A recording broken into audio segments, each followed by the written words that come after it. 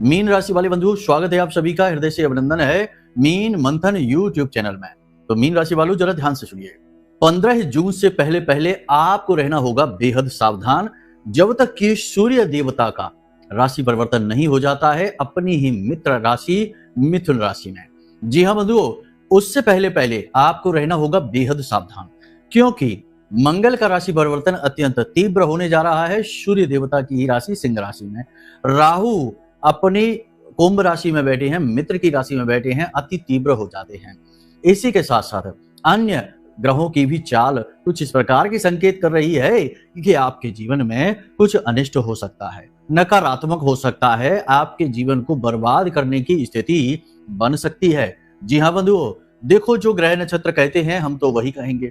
साथ ही साथ कुछ इसमें वे बातें भी शामिल रहेंगी जो महामाई मां बगलामुखी ध्यान के समय में विशेष अनुभूतियों के माध्यम से हमें उपलब्ध कराती हैं। जी हाँ बंधुओं, जो भी महामाई की अनुभूतियां होती हैं उनके आधार पर जो विचार बनते हैं वे विचार हम आपको बताने जा रहे हैं। कुछ बातें आपके जीवन में बिल्कुल सटीक बैठने वाली हैं। आपको लगेगा कि जैसे हम आपके ही बारे में आपसे ही बात कर रहे हैं। और कुछ बातें ऐसी हो सकती हैं कि जो शायद आपसे बिल्कुल भी मैच ना करें। कोई बात नहीं, आपकी ही राशि के अन्य भाई बंधु हैं, वे उनके लिए हैं। तो बंधु, आपको रहना होगा बेहद सावधान। 15 जून से पहले पहले तक 3 विशेष नकारात्मक घटनाएं हैं जिनके विषय में हम आपसे चर्चा करने जा रहे हैं। इनके बारे में जानना आपको बेहद आवश्यक है।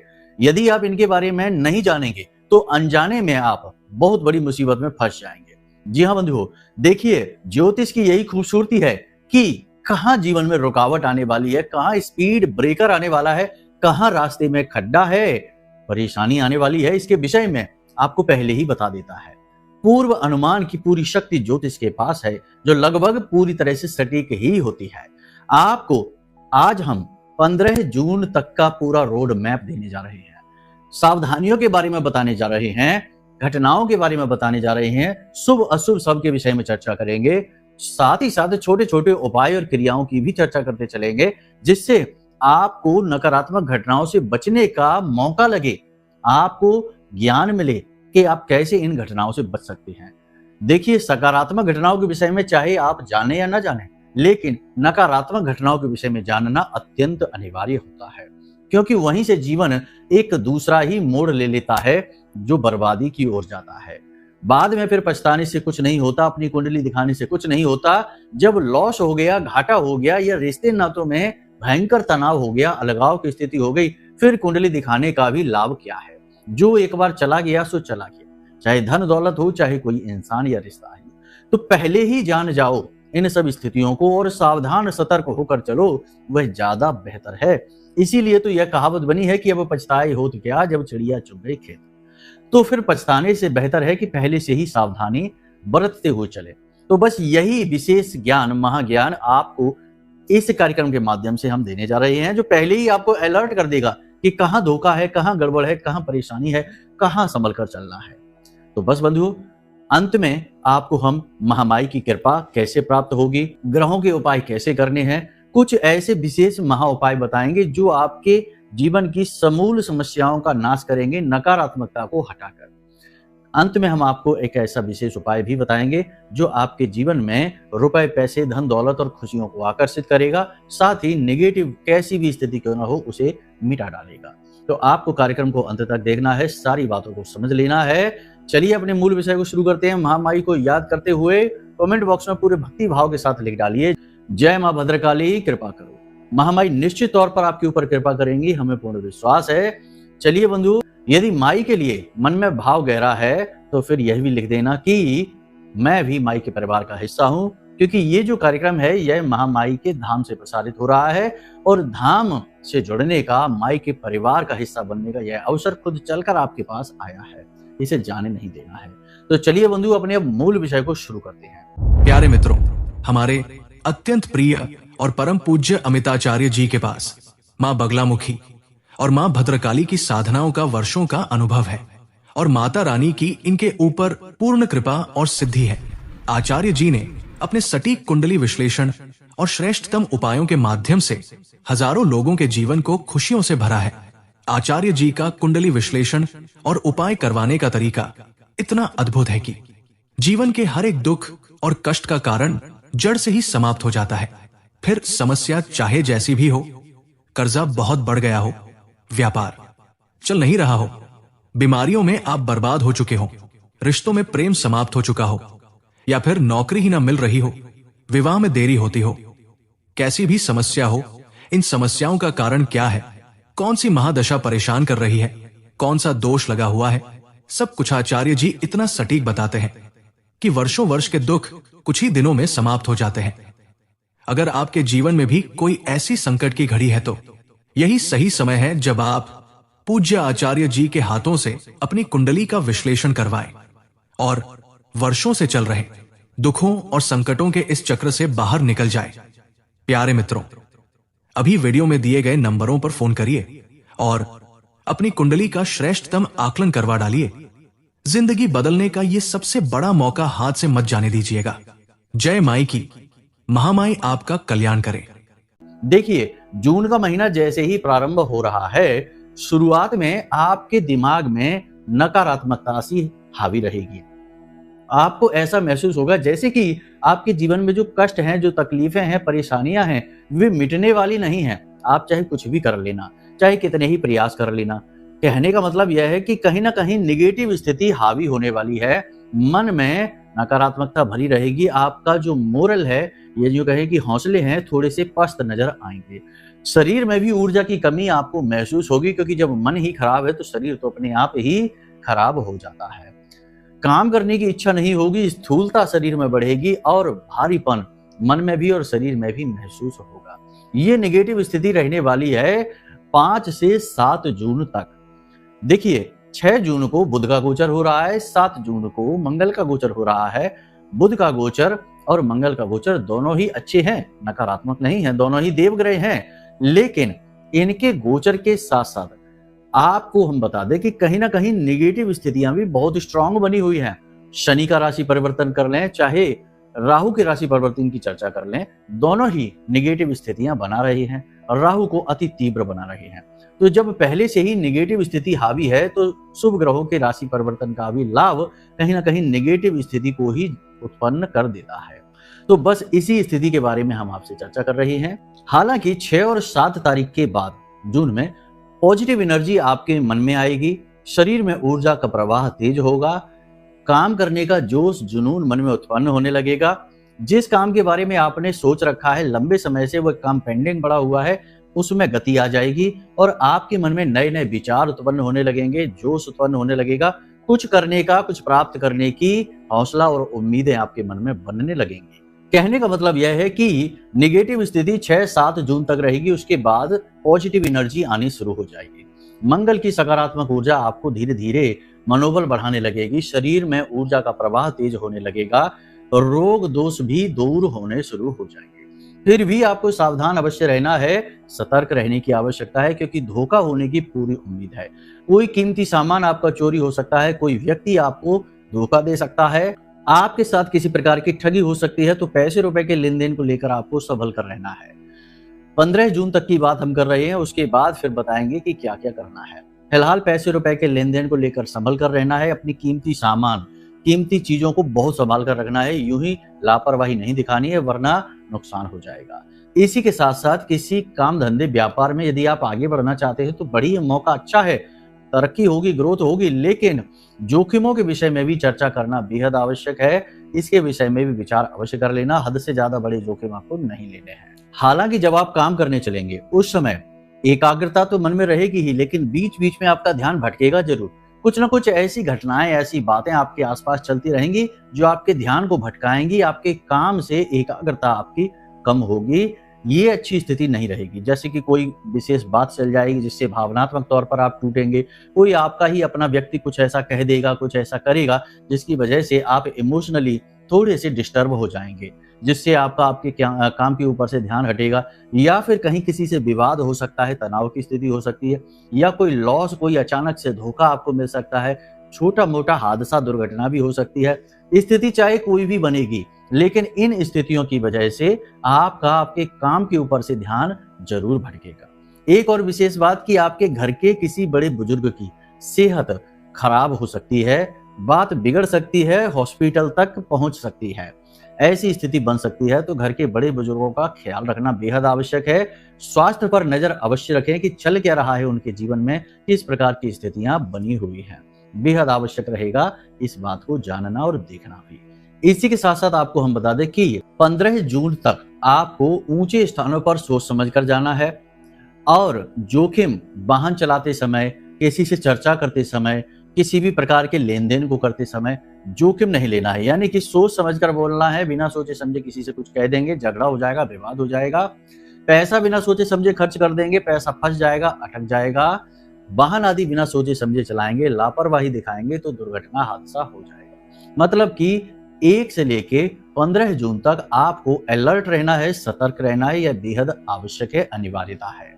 इसी के साथ साथ बंधुओं आपको हम बता दें कि रुपए पैसे को लेकर एक घटना घटेगी आपके साथ। कोई आपसे पैसे उधार मांग सकता है, मदद मांग सकता है, बुरी तरह से फंसा होगा आपके सामने, वह निवेदन करेगा, आग्रह करेगा और आपसे मदद मांगेगा। मदद आप कर देंगे, पैसा आपका अटक जाएगा, आपकी रकम खराब हो जाएगी, आपका काम रुक जाएगा। सामने वाले का भला हुआ कि नहीं हुआ ये एक अलग बात है, लेकिन आपका बुरा अवश्य हो जाएगा। देखिए, एक बात हम आपको बता दें कि कोई भी व्यक्ति जब आपसे मदद मांगने के लिए आए तो आप सीधे सीधे उसके चेहरे को ना देखें, सीधे सीधे उसकी परिस्थितियों पर यकीन ना कर लें, विश्वास ना कर लें। पहले के पुराने उसके व्यवहार को अवश्य ध्यान में लेकर आए। पिछली बार उसने आपके साथ क्या किया था, 100% उसने आपके साथ सही नहीं किया था। पिछली बार भी उसने आपके साथ झूठ बोला, छल किया, आपको परेशान किया। लेकिन लोग जो आपके आसपास हैं वे अच्छी तरह से जानते हैं कि आप भावुक इंसान हैं, बातों में आ जाते हैं, भावनाओं में बह जाते हैं और गलत निर्णय लेकर फंस जाते हैं। आपका दुरुपयोग करना किस प्रकार से आसान है ये आपके आसपास के लोग जानते हैं। तो वे ऐसी बातें, ऐसा वातावरण, ऐसा माहौल बनाएंगे कि जैसे आप उनकी मदद नहीं करेंगे तो उनका बहुत बुरा हो जाएगा, बहुत ही अनिष्ट हो जाएगा। इस स्थिति में आपको डालकर फिर आपका धन ले लेंगे। अब ऐसी स्थिति में आपका पैसा भी अटक गया, मिलेगा भी नहीं, और आपका जो काम आपने सोच रखा था, विचार आपने जो बना रखे थे, वो विचार भी निरस्त होते दिखाई दे रहे हैं। तो किसी की मदद करने से पहले बहुत बार सोचें। राहु अति सक्रिय है और राहु बहुत ही चालाक है, बहुत ही भावनाओं के साथ खेलने वाला खिलाड़ी है, बहुत ही खतरनाक खेल खेलता है। तो इससे थोड़ा सा सावधान रहेंगे, बचे रहेंगे तो बहुत अच्छा रहेगा, वरना फंस तो जाएंगे ही, पैसा भी लुटा देंगे, कीमती समय और ऊर्जा भी दे देंगे। जी हाँ बंधु, अब ध्यान से सुनिए। देखिए, निगेटिविटी तो हमेशा रहती है। ऐसा समय काल या ऐसा जीवन होता ही नहीं जिसमें किसी प्रकार की नकारात्मकता ना हो, लेकिन नकारात्मकता से बाहर निकलने के मार्ग भी होते हैं।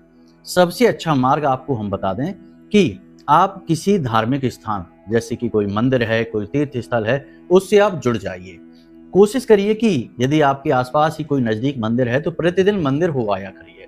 मंदिर के दान पात्र में कुछ धन, जैसे आपने सोचा कि आप कोई बिजनेस व्यापार करना चाहते हैं तो अपने बिजनेस व्यापार के नाम से मंदिर में थोड़ा सा दान कर दीजिए। बिजनेस व्यापार में तो आप लाखों रुपए लगाएंगे ही, 100 रुपए, 125 रुपए, 51 रुपए, इस प्रकार की दक्षिणा मंदिर में जाकर अपने धंधे व्यापार के नाम से भगवान को समर्पित कर दीजिए। उसके बाद जब आप अपने काम की आधारशिला रखें, व्यापार को तुरंत शुरू करने चलें, तो भगवान के नाम से एक चिट्ठी बनाइए। जी हाँ, ये बहुत ही कारगर उपाय हैं। पीले रंग के कागज पर भगवान के नाम से एक चिट्ठी लिखिए, भगवान से निवेदन करिए। देखिए, ये सुनने में थोड़ा अजीब आपको लग सकता है, लेकिन ये बड़ा ही कारगर है। जिसको हमने कराया है उसके जीवन में अद्वितीय तरक्की आई है।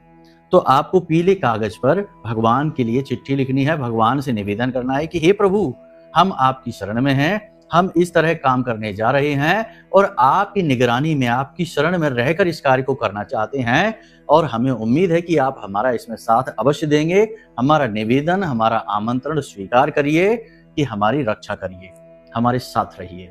इस प्रकार से भगवान को एक चिट्ठी आप लिखिए और जाकर मंदिर के दान पात्र में डाल देना, चुपचाप, किसी को पता ना चले, ठीक है। और थोड़ा सा धन, 10, 20, 50, 100, जितना भी, भगवान को आपका धन नहीं चाहिए, भाव चाहिए, तो बस आप थोड़ा सा धन डाल दें। इसके बाद आप बेफिक्र होकर अपनी सहज बुद्धि का प्रयोग करते हुए काम धंधे व्यापार को शुरू करिए, आपकी निश्चित तरक्की हो जाएगी, ठीक है। इसी प्रकार यदि जीवन में आप किसी कष्ट या परेशानी से जूझ रहे हैं और लगातार जूझते चले जा रहे हैं, तो आप इसके लिए भी भगवान की शरण में जाइए। वहां से ज्यादा आपको कोई राहत नहीं दे सकता। यूं ही बिना सोचे समझे किसी भी उपाय को ना करिए, खास तौर से ग्रहों से जुड़े हुए उपाय, जैसे शनि का है, राहु का है, केतु का है, शुक्र का है। किसी भी ग्रह के उपाय को यूं ही बिना सोचे समझे ना करिए। देखिए, राहु के उपाय कर लेंगे आप, शनि का उपाय, शुक्र का उपाय कर लेंगे। शुक्र भी एक राक्षस है, राक्षसों के गुरु शुक्राचार्य को समर्पित है, प्रतीक है उन्हीं का। राहु एक राक्षस है और आपने राहु का मंत्र उच्चारण कर लिया, राहु के उपाय कर लिए, बिना सोचे समझे, बिना कुंडली दिखवाए। शनि भी कोई पूजनीय देव नहीं है। अगर पूजनीय होते तो आपके घर की पूजा की अलमारी में शनिदेव की फोटो लगी होती, उनकी नित्य पूजा हो रही होती। लेकिन आपने शनि का भी उपाय बिना सोचे समझे कर लिया। तो बिना सोचे समझे, बिना कुंडली दिखाए, बिना कुछ भी जाने किसी भी ग्रह का उपाय कर लेना ठीक नहीं होता है। यह कभी कभी गलत दिशा में भी चला जाता है। तो पहला काम यह है कि आप अपने जीवन में कुछ भी महत्वपूर्ण करने जब चलें तो अपनी कुंडली जरूर दिखा लें। अगर आप अटके हुए हैं, फंसे हुए हैं, कुछ समझ में नहीं आ रहा है, दुविधाएं बहुत सारी हैं जीवन में, रुकावटें अड़चने बहुत हैं, तब भी अपनी कुंडली अवश्य दिखवा लीजिए, क्योंकि निश्चित तौर पर कोई ना कोई ग्रह बाधक बनकर बैठा है। प्रयास तो आपने खूब कर लिए, हर प्रयास का फल आपको मिलना चाहिए था लेकिन नहीं मिला, तो कहीं ना कहीं बाधा, रुकावट, परेशानी तो है ही। तो उसकी वजह से आपके जीवन में रुकावटें आ रही हैं, काम बन नहीं रही है। तो वो कैसे आप जानेंगे? वह तो आप अपनी कुंडली दिखाएंगे तभी जान पाएंगे। तो कुंडली आप दिखा लीजिए। अगर चाहें तो हमसे संपर्क करिए, वीडियो में नंबर दिया है, नंबरों पर फोन करिए, जानकारी दीजिए। हम आपकी कुंडली का विश्लेषण करके आपको दे देंगे। क्या दोष हैं, क्या योग युतियां हैं, क्या नकारात्मकता है, सारी बता देंगे और आपको सटीक उपाय दे देंगे जो बिल्कुल सही फिट बैठेंगे आपके ऊपर, और कुछ ही दिनों में उसके रिजल्ट आपको लाइव अपने जीवन में दिखाई देंगे। तो ये काम आप कर सकते हैं। नहीं तो फिर आप चाहें तो भगवान की शरण में तो चले ही जाएं, वहां से तो सब कुछ हो ही जाता है। तो भगवान की शरण में जाएं, प्रतिदिन मंदिर के दान पात्र में 10-5 रुपए का दान अवश्य करें और उसके बाद भगवान के सामने हाथ जोड़कर बैठे निवेदन करें कि भगवान हमें मार्ग दिखाइए, हम परेशान हैं, हमारा मार्गदर्शन करिए। जी हाँ बंधु, हालांकि ऐसा नहीं है कि केवल नकारात्मक घटनाएं ही आपके साथ घटित होंगी, अच्छी घटनाएं भी घटित होंगी। हमने अपने पिछले कार्यक्रमों में अच्छी बुरी सभी घटनाओं के बारे में भी चर्चा की है। अभी भी आपको हम बता दें कि आपको अवसर, मौके अवश्य प्राप्त होंगे, नई अपॉर्चुनिटी मिलेंगी, कुछ नया करने का जोश जागेगा। आप अपने जीवन में किसी न किसी रूप में आगे अवश्य बढ़ेंगे। बिजनेस है तो उसे बढ़ाएंगे, नौकरी है तो उसमें तरक्की करेंगे, उसमें मान सम्मान प्राप्त करेंगे और नए नए अलग अलग तरीके के कार्य आपको मिलेंगे जिससे आपकी प्रतिभा निखरेगी और आप अपने टैलेंट को दिखाएंगे, जिससे उच्च अधिकारियों का ध्यान आपकी ओर खींचेगा। तो ये तो थी कुछ अच्छी घटनाएं, कुछ बुरी घटनाएं, सारी हमने आपको बता दी हैं। कुछ जल्दी जल्दी से आपको बताते हैं, इनका विशेष ध्यान रखना। वाहन संभल कर चलाना है, पैसे का इन्वेस्टमेंट सोच समझ कर करना है, किसी पर अंधविश्वास नहीं करना है, खास तौर से पैसे के लेन देन को लेकर। और महीने की 4 तारीख, 13 तारीख और 22 तारीख को कोई भी बड़ी डील नहीं करनी है, करनी भी है तो सोच समझ कर करनी है। और राहु काल का विशेष ध्यान रखना है। प्रतिदिन एक निश्चित समय पर 1.5 घंटे का समय होता है जो राहु काल कहा जाता है।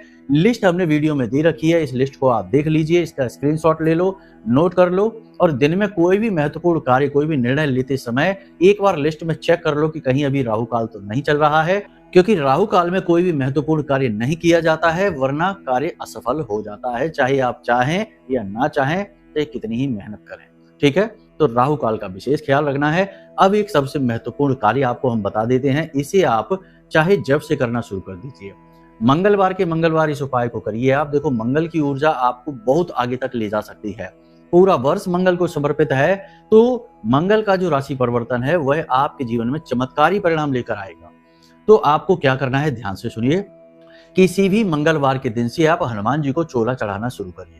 अब चोला जो ड्रामा वाला, नौटंकी वाला चोला है आज के समय का जो चल रहा है, फॉर्मेलिटी वाला चोला, वो आपको नहीं चढ़ाना है। मतलब कि पैकेट के पैकेट मिल जाते हैं मंदिर के बाहर दुकानों पर, गए वही पैकेट पुजारी जी को पकड़ा दिया।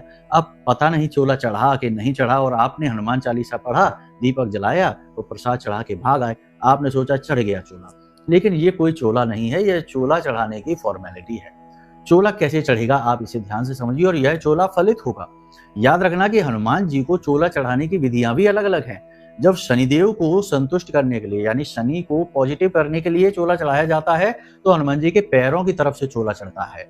जब मंगल को शुभ करने के लिए चोला चढ़ता है, तो माथे से, हनुमान जी के सिर से चोला चढ़ाया जाता है। शुक्र के लिए हनुमान जी के कंधों से चोला चढ़ाया जाता है।